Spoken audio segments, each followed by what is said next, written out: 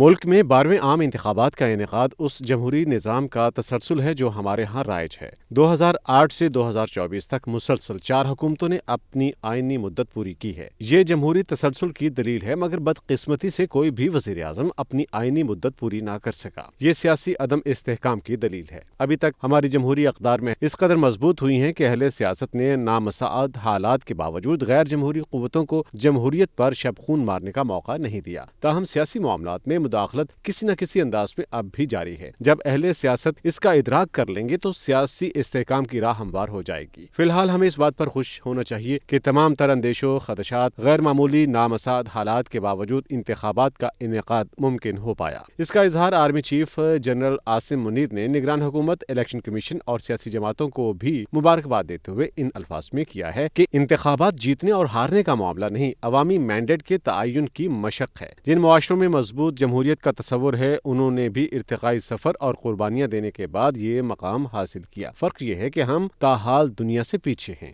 عام انتخابات کو مجموعی طور پر سیکیورٹی اور شفافیت کے اعتبار سے تسلی بخش قرار دیا جا سکتا ہے، تاہم الیکشن کے نتائج میں غیر معمولی تاخیر تشویش کا باعث ہے۔ یہ تسلیم کرنا پڑے گا کہ الیکشن 2018 کے RTS کی طرح الیکشن مینجمنٹ سسٹم بھی بری طرح ناکام ہوا، حالانکہ الیکشن کمیشن کا دعویٰ تھا کہ یہ انٹرنیٹ کے بغیر بھی کام کرے گا اور اسے ہیک نہیں کیا جا سکتا۔ قانون کے مطابق الیکشن ہونے کے بعد رات 2 بجے کے بعد نتائج کا اعلان ضروری تھا۔ اگر کسی وجہ سے نتائج کا اعلان ممکن نہیں ہو سکا تو اگلے روز صبح 10 بجے تک نتائج کا اعلان ہونا چاہیے تھا، مگر 2 روز گزرنے کے باوجود مکمل نتائج کا اعلان نہیں ہو سکا۔ نتائج کے اعلان میں غیر معمولی تاخیر نے شکوک و شبہات کو پنپنے کا موقع دیا اور PTI نے دھاندلی اور نتائج کو تبدیل کرنے کی شکایات شروع کر دیں۔ حالانکہ ابھی تک جو نتائج سامنے آئے ہیں ان کے مطابق PTI کے حمایت یافتہ امیدوار سب سے آگے ہیں۔ ایسا محسوس ہوتا ہے کہ سسٹم سے ناواقفیت کی بنا پر بے پر کی اڑا کر ہیجانی کیفیت پیدا کرنے کی کوشش کی گئی، ورنہ سبھی جانتے ہیں کہ ماضی میں جن طریقوں سے دھاندلی کی اطلاعات سامنے آئی تھیں اب وہ زمانہ نہیں رہا، کیونکہ ہر پولنگ اسٹیشن کا نتیجہ فارم 45 کی صورت میں محفوظ ہو جاتا ہے۔ جب کسی پولنگ اسٹیشن پر ووٹنگ کا عمل مکمل ہوتا ہے تو امیدوار کے پولنگ ایجنٹ کے سامنے ووٹوں کی گنتی کی جاتی ہے اور ہر لحاظ سے تسلی کر لینے کے بعد فارم 45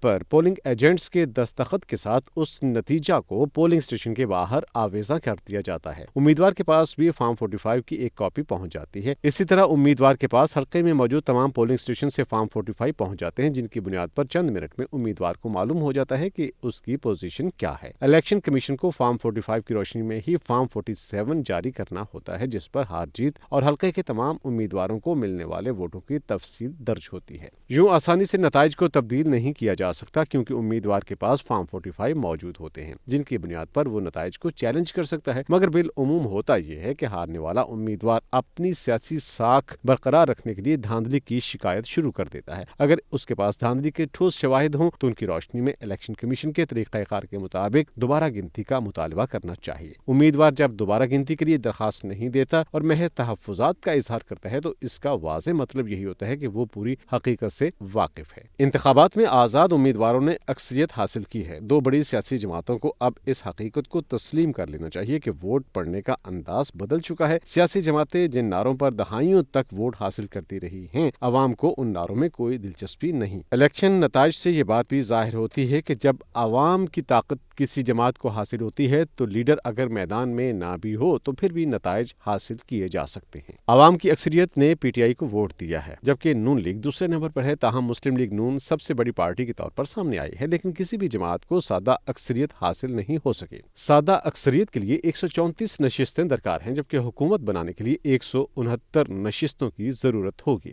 اس اعتبار سے دیکھا جائے تو کوئی بھی جماعت حکومت بنانے کی پوزیشن میں نہیں۔ انتخابات جس ماحول میں ہوئے ہیں، حکومت سازی کا مرحلہ اس سے بھی زیادہ دلچسپ دکھائی دیتا ہے۔ MQM، استحکام پاکستان پارٹی، JUI اور مسلم لیگ قاف جیسی جماعتوں کی حمایت کے باوجود حکومت کے لیے درکار 169 نشستیں تو کجا نون لیگ کی سادہ اکثریت یعنی 134 نشستیں بھی نہیں بنتی۔ 100 سے زائد نشستیں PTI کے حمایت یافتہ آزاد امیدواروں نے حاصل کی ہیں اور پاکستان پیپلز پارٹی نے 54 نشستیں حاصل کی ہیں۔ قومی اسمبلی کی 265 نشستوں پر انتخابات ہوئے ہیں۔ 70 مخصوص نشستوں کے ساتھ 336 نشستوں کا ایوان بنتا ہے۔ جو جماعت 134 نشستیں ظاہر کرتی ہے اسے 35 مخصوص نشستیں حاصل ہوں گی۔ اس لحاظ سے تمام سیاسی جماعتیں کمزور پوزیشن پر کھڑی ہیں۔ اب حکومت بننے کی دو ہی صورتیں ہیں، یا تو دو بڑی جماعتوں میں سے کوئی آزاد امیدواروں کو اپنے ساتھ ملائے، یا نون لیگ اور پیپلز پارٹی اتحادیوں کے ساتھ مل کر پی ڈی ایم طرز کی مخلوط حکومت بنائیں۔ آزاد امیدوار تقریباً ہر الیکشن میں کامیاب ہو کر ایوان کا حصہ بنتے رہے ہیں، جو بالعموم اس پارٹی میں شمولیت اختیار کر لیتے تھے جس کے حکومت میں آنے کے قوی امکانات ہوتے ہیں۔ مگر اب کی بار معاملہ یکسر مختلف ہے، کیونکہ اکثریت ہی آزاد امیدواروں نے حاصل کی ہے، لیکن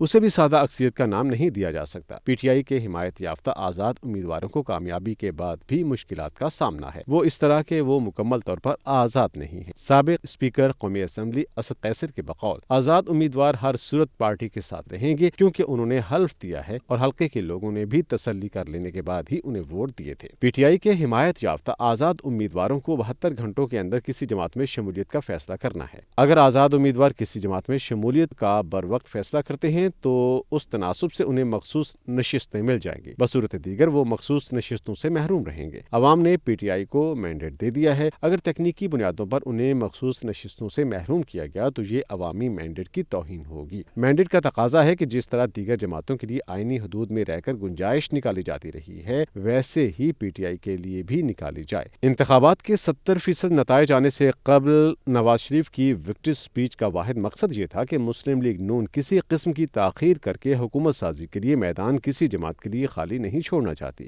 حکومت سازی کے لیے لاہور میں ہونے والی پیپلز پارٹی اور مسلم لیگ نون کی قیادت کے درمیان کن امور پر اتفاق ہوا ہے، اس کی تفصیلات سامنے نہیں آ سکیں۔ البتہ مخلوط حکومت کے نمایاں آثار ہیں جس میں ہر پارٹی اپنے مفادات کی اسیر ہوتی ہے۔ یہی وجہ ہے کہ مخلوط حکومت کو کمزور اور غیر مستحکم تصور کیا جاتا ہے، جو شاید ہی 2 سال برقرار رہ سکے۔